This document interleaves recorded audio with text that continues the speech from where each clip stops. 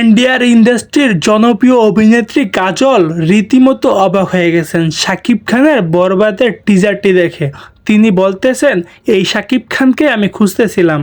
কাজল আরও বলেন যে এই জনপ্রিয় অ্যাক্টরকে আমি আগে থেকে চিনি, কিন্তু এরকম দুর্দান্ত পারফরমেন্স এবং এরকম ভয়ঙ্কর লুক দিতে পারে তার মুভির মধ্যে, সেটা আমি কখনো ভাবিনি।